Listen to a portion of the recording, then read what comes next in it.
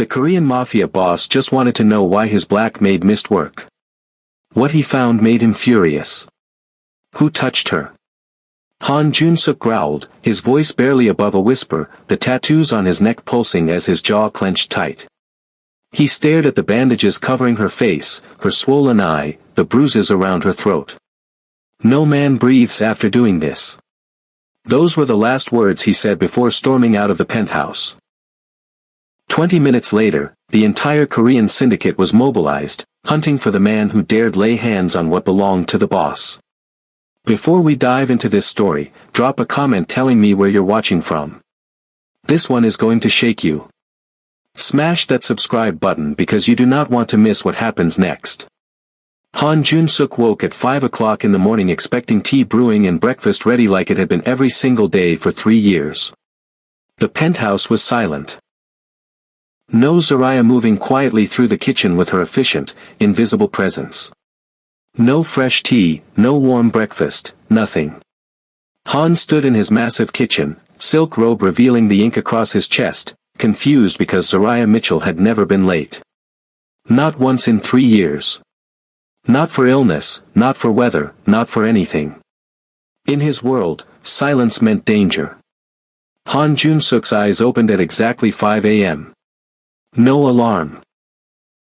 His body had been trained to wake at this hour for 20 years, ever since his father first put a gun in his hands and told him that discipline was the difference between predators and prey.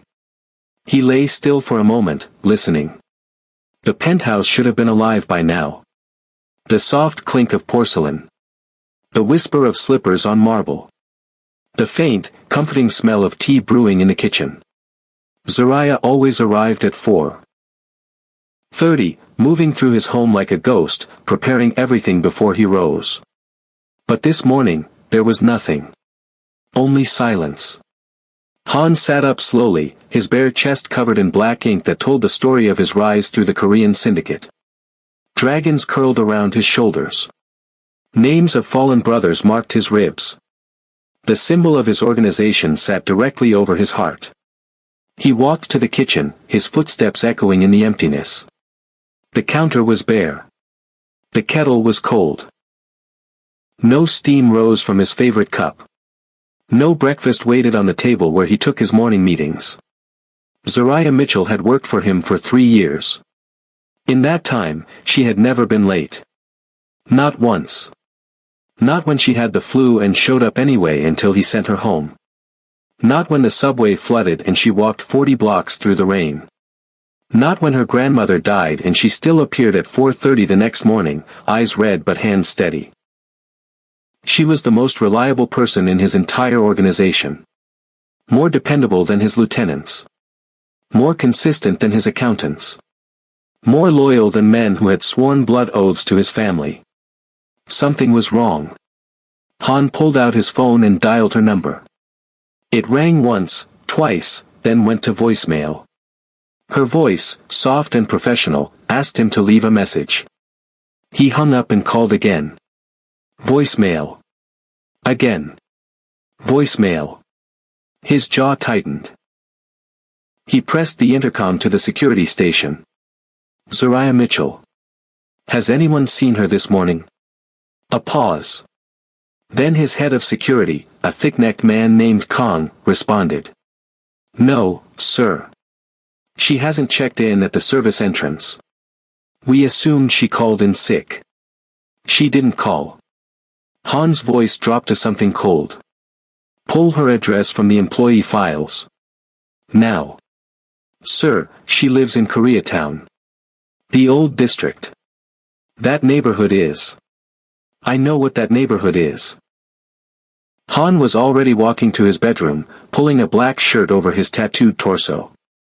Have my car ready in 5 minutes. Boss, I can send men to check on her. You don't need to. 5 minutes. The line went dead. Han Jun-suk had not driven himself anywhere in 3 years. He had not visited any neighborhood below the 40th floor of the city's wealth. He had not concerned himself with the personal lives of his employees. But Zaraya's silence screamed louder than any alarm. And in his world, silence only meant one thing. The building was worse than Han had imagined. Crumbling brick. Graffiti covering the walls. A security gate that hung off its hinges, useless. He paid Zariah well. Why did she live in a place like this? He didn't know she sent most of her money home to her mother in Atlanta. Didn't know about the medical bills piling up, the little brother she was putting through trade school, the sacrifices she made in silence while keeping his penthouse immaculate. Apartment 4B. Third floor. No elevator. Han climbed the stairs 2 at a time, his expensive shoes echoing against concrete stained with years of neglect. The smell of mildew and old cooking oil hung thick in the air. This was a world he had clawed his way out of decades ago. A world he never intended to visit again. Then he heard it. Shouting. A man's voice, ugly with rage, coming from behind a door at the end of the hall. And beneath it, something that made Han's blood turn to ice. A woman's cry. Zariah's cry. He didn't knock. Han's foot connected with the door just below the lock. The cheap wood exploded inward, splinters flying across a cramped living room with second-hand furniture and family photos on the walls. The scene inside stopped his heart. Zariah was on the floor, curled into a ball, her arms raised to protect her face. Her neatly pulled back hair had come undone, wild around her shoulders. Blood trickled from her lip. One eye was already swelling shut. Bandages from earlier wounds Han hadn't known existed, were visible on her arms.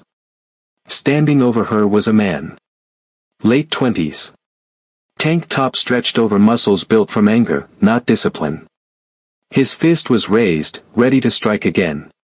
Marcus.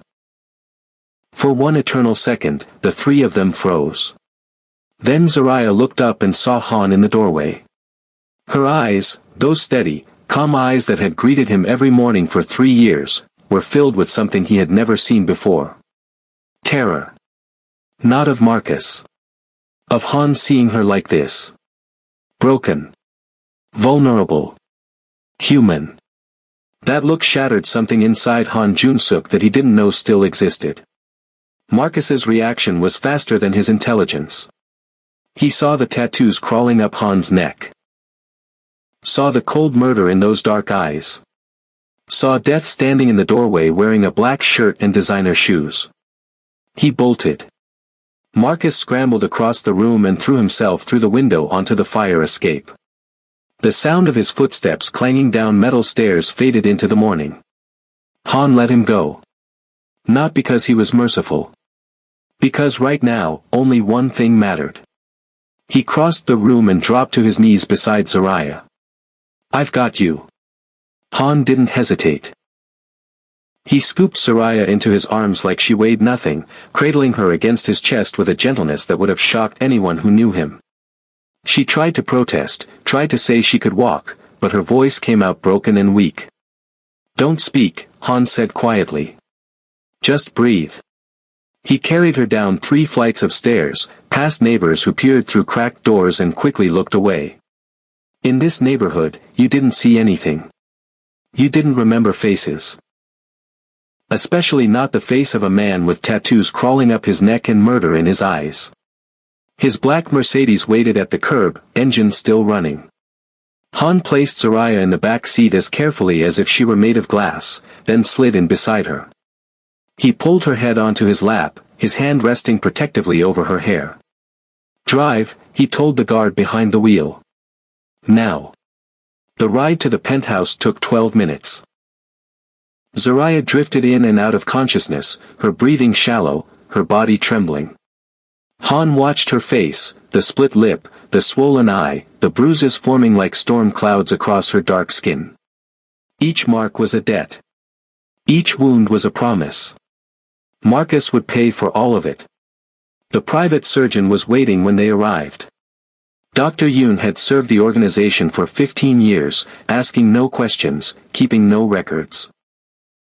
He examined Zariah with professional efficiency while Han stood in the corner, arms crossed, watching every movement.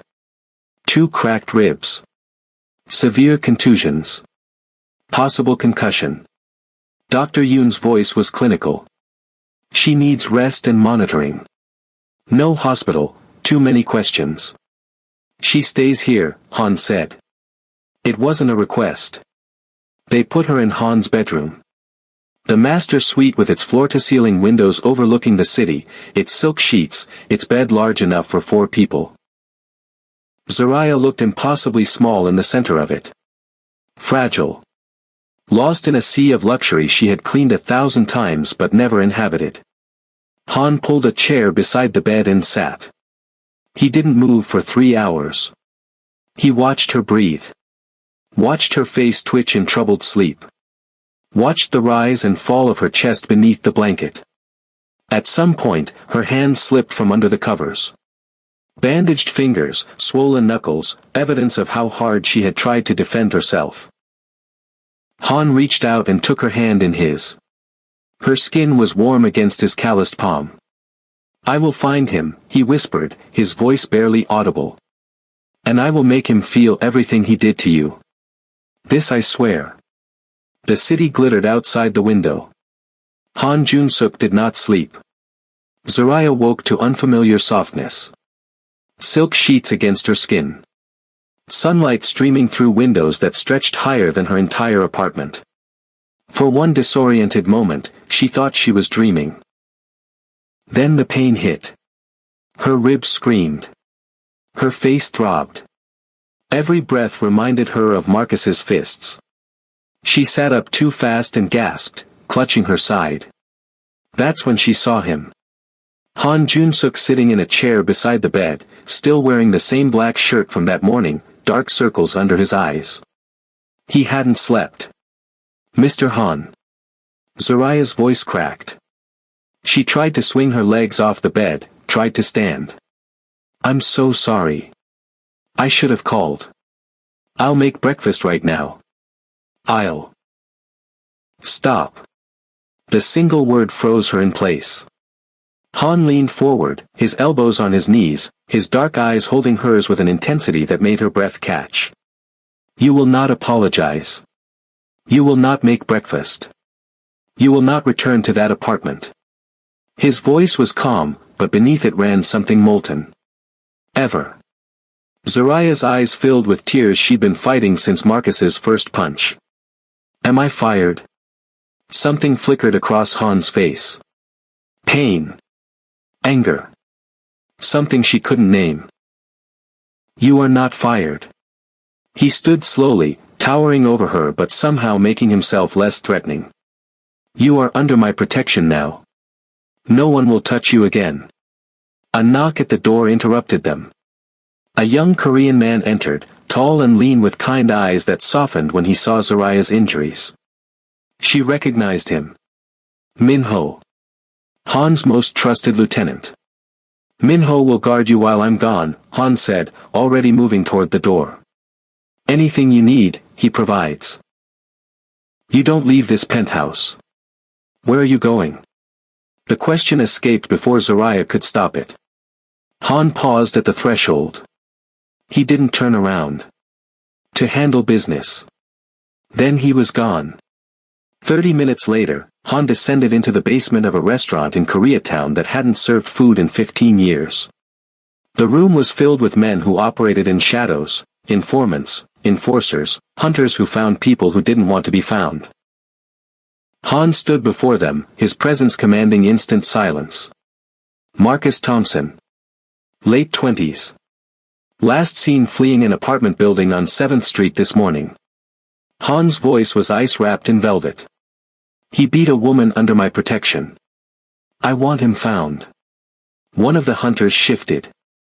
Dead or alive, boss? Han's jaw tightened. His hands curled into fists at his sides, tattoos flexing across his knuckles. Alive. The word dripped with dark promise. I want him breathing when I find him. What happens after that is between me and him. Marcus made it 43 hours. He thought he was smart. Ditched his phone. Paid cash for a bus ticket to Nevada. Kept his head down, hood up, eyes on the floor. He thought he could disappear into the vastness of America, become nobody, start over somewhere the Korean mob couldn't reach. He was wrong. Han's hunters found him at a Greyhound station on the outskirts of the city, trying to board a 2 a.m. bus. They moved fast and quiet. Professional. One moment Marcus was clutching his ticket, the next he was in the back of a van with a bag over his head, screaming threats that no one acknowledged. The basement was cold. Concrete floors. Exposed pipes dripping somewhere in the darkness. A single bulb hanging from the ceiling, casting harsh shadows across walls that had witnessed confessions and endings for decades. Marcus was strapped to a chair when Han arrived. The boss descended the stairs slowly, each footstep echoing like a heartbeat. He wore a white shirt this time, sleeves crisp, collar perfect. He looked like a businessman arriving for a meeting. He didn't speak. Marcus started talking immediately. Excuses pouring out like sewage. She's my girl, man. We had a fight. Couples fight. It's none of your business what happens between. Han rolled up his sleeves. Methodically. Precisely. The tattoos on his forearms caught the light. Dragons and symbols and names of men who had crossed him before. Still, he said nothing. The first punch broke Marcus's nose. Blood sprayed across the concrete. The second cracked 2 ribs. The same ribs Marcus had cracked on Zariah. Han worked in silence. No questions. No demands for apology. This wasn't an interrogation. This was education. Every blow was measured, calculated to inflict maximum pain without allowing unconsciousness. Marcus needed to feel all of it. Please, Marcus sobbed between strikes. Please, I'm sorry. I'll never touch her again. Han paused. His knuckles were split. Blood dripped from his hands onto the floor. He leaned close to Marcus's ruined face, his voice barely a whisper. You're right. You won't. The punishment continued for another hour. When Han finally climbed the stairs, his white shirt was stained crimson. His face was expressionless. His hands trembled slightly, not from exhaustion but from the effort of stopping. Marcus was still breathing. Barely. 3 weeks passed like water finding new paths through stone. Zariah's bruises faded from purple to yellow to memory. Her ribs healed. The swelling around her eye disappeared, revealing the steady gaze Han had grown accustomed to over 3 years. But something else was changing too. Something deeper. She started cooking again. Not because Han asked her to. Not because she felt obligated. But because one morning she woke before dawn and felt the pull of routine, the comfort of creating something warm for someone else. Han found her in the kitchen at 5:30 a.m., moving through cabinets she knew better than her own apartment, preparing a breakfast she'd made 1,000 times before. You should be resting, he said from the doorway. Zariah didn't startle. She'd heard him coming. I wanted to, she said simply. For you. They ate together that morning. Han at the head of his massive table, Zariah sitting beside him instead of serving and disappearing. She told him about her mother in Atlanta, about her brother's dreams of becoming an electrician, about why she sent every spare dollar home and lived in a place she could barely afford. Han listened. Really listened. And something inside his chest that had been frozen for decades began to thaw. This became their ritual. Morning meals shared in comfortable silence or quiet conversation. Han discovered that Zariah laughed easily when she wasn't afraid. That she hummed old gospel songs while she cooked. That she dreamed of owning a small restaurant someday. He also discovered jealousy. It happened slowly, then all at once. He would come home to find Zariah in the garden with Min-ho, their heads bent together in easy conversation. Her laughter would float through the windows, bright and unguarded, a sound Han realized he had never drawn from her himself. When he entered a room, that lightness vanished. Her shoulders would straighten. Her smile would become polite, professional. The warmth would retreat behind something careful and controlled. She was grateful to him. She respected him. But she still feared what he was. Minho was different. Minho was safe. Minho didn't have blood permanently stained into his knuckles. Han watched them from his office window one afternoon, Zaraya laughing at something Minho said, touching his arm with casual affection. The jealousy burned. But beneath it was something worse. Understanding. Han had made his decision. He would ask Zaraya to stay. Not as a maid. As something more. He didn't have the words for what exactly. Wife felt too formal, partner too casual, but he knew he couldn't return to mornings without her presence. Couldn't imagine his penthouse empty of her humming, her warmth, her quiet strength. He had a plan. A formal arrangement. Financial security for her family. Protection forever. Everything he could offer wrapped in the only language he truly understood, control. The velvet box sat in his desk drawer. Inside was his mother's ring, smuggled out of Seoul 30 years ago, the only piece of his old life he'd kept. He'd never imagined giving it to anyone. Until her. Han was walking toward the garden to find Zaraya when he heard voices drifting through an open window. He stopped. Something in the tone made him stay hidden. He terrifies me sometimes. Zaraya's voice, soft but honest. The way he looks at people. The way silence follows him. I'm grateful for everything he's done, Minho. I owe him my life. But what? Minho's voice was gentle. Patient. A long pause. Then Zaraya spoke again, and her words cut through Han like a blade. When I'm with you, I can breathe. You listen. You ask questions and actually want the answers. Han, he protects me. But I don't know if he sees me. Or if he just sees something that belongs to him now. Han's hand pressed flat against the wall. His chest tightened. With you, Zaraya continued, I feel like a person. With him, I feel like a possession he's decided to keep safe. There's a difference. Minho said something Han couldn't hear. Then Zaraya laughed, that light, unguarded laugh that never emerged when Han was present. He stepped back from the window. The velvet box suddenly felt impossibly heavy in his pocket. His mother's ring, meant for a woman who would never wear it. Not because she didn't care for him. But because his power wasn't shelter. It was a wall. Everything he built, the empire, the fear, the respect, had become a prison. Not for others. For himself. He could protect Zaraya from every threat in the world.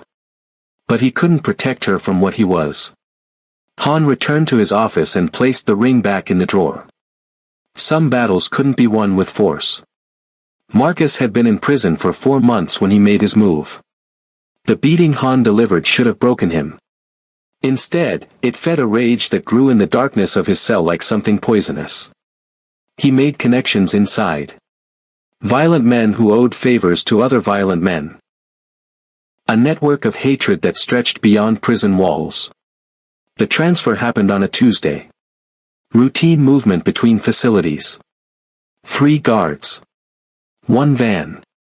A stretch of empty highway. Marcus's people were waiting. 2 guards died before anyone could radio for help. The 3rd was left alive to deliver a message. Tell the Korean I'm coming for what's mine. Han received the news at 11 p.m. By 11:15, he had tripled security at the penthouse. By 11:30, he had moved Zaraya and Minho to the estate outside the city, a fortress surrounded by walls and armed men. It wasn't enough. Marcus had 4 months to plan. 4 months to study Han's organization. 4 months to find the weak points. The power went out at 2 a.m. Zaraya woke to absolute darkness and the distant sound of gunfire. She scrambled out of bed, heart pounding, as the estate erupted into chaos. Shouts echoed through hallways. Glass shattered somewhere downstairs. The crack of weapons split the night. Minho burst through her door, gun drawn. Stay behind me. Don't make a sound. They moved through black corridors, emergency lights flickering red. Bodies lay in doorways, Han's men, caught off guard by the coordinated assault. Marcus hadn't come alone. He'd brought soldiers. Han found them on the second floor, his white shirt splattered with blood that wasn't his own. His eyes were wild, scanning every shadow. "They're inside the walls," he said, voice tight. 6 men. Maybe more. Marcus is leading them. A bullet tore through the window beside Zariah's head. She screamed as Minho pulled her down, covering her body with his. "The safe room," Han commanded. "Now." They ran. Gunfire chased them through the estate that had become a war zone. Paintings exploded off walls. Chandeliers crashed to marble floors. The home Han had built into a sanctuary was being torn apart around them. And somewhere in the darkness, Marcus was hunting. Coming to finish what he'd started. They almost made it to the safe room. Marcus stepped out of the shadows 10 feet from the reinforced door, gun raised, smile twisted with 4 months of hatred. "Found you." Everything happened in seconds. Minho moved without hesitation, shoving Zariah behind him as Marcus fired. The bullet caught Minho in the chest, spinning him sideways. He crumpled against the wall, blood spreading across his shirt, but his hand still reached for Zariah, still trying to shield her. "Minho!" Zariah screamed, dropping beside him. Marcus advanced, gun leveled at her head. "You think you can leave me? Think some Korean thug can take what's mine?" He never finished the sentence. Han came from the darkness like a demon unleashed. He hit Marcus low and hard, driving him into the wall with the force of every ounce of rage he'd been containing. The gun clattered away. Han's fists did the rest. He broke Marcus's right arm. Then his left. Then his kneecaps, one after the other, precise strikes that ensured the man would never walk properly again. Never raise his hand against anyone again. Marcus screamed. Begged. Sobbed. Han raised his fist for the killing blow. Han. Zariah's voice. Quiet. Steady. Even now. He turned. She was pressing her hands against Minho's wound, tears streaming down her face, but her eyes held his. "Don't," she whispered. "Don't become this for me." Han's fist trembled in the air. Every instinct screamed to finish it. To end the threat permanently. But her eyes. Those steady, brave eyes that had seen him as a monster and chosen to believe he could be more. He lowered his hand. Police sirens wailed in the distance. Han's men had called it in. Marcus would spend the rest of his broken life in a maximum security cell. Some fates were worse than death. 1 year later, Han stood in a sunlit nursery, holding a baby girl wrapped in soft pink blankets. His tattooed hands, hands that had delivered death, cradled her with impossible gentleness. Zariah watched from the doorway, Minho's arm around her waist. The wedding ring on her finger caught the light. She had never looked more beautiful. More at peace. "She has your eyes," Han said quietly to Zariah. "She has your stubbornness," Minho replied, grinning. Han almost smiled. Almost. He placed the baby back in her crib and walked to the door. Zariah caught his hand as he passed. "Thank you," she whispered. "For everything. For letting go." Han squeezed her fingers once, then released them. He walked out into the afternoon sun, back toward his waiting car, back toward the shadows where he belonged. Behind him, he heard Zariah's laughter, Minho's voice, the sounds of a family he had saved but would never be part of. The loneliness was familiar. But beneath it now lived something new. Peace. He had given her what she needed. Not possession. Not control. Freedom. And in doing so, Han Jun-suk had finally set himself free too. This story proves one thing: family isn't always blood. It's the people who show up when everything falls apart. Subscribe if you believe love is a choice, not a claim. Comment if Han made you cry. And share this with everyone who needs to know that sometimes the greatest act of love is becoming someone's shield instead of their cage. One missed morning changed 3 lives forever. Please subscribe for more.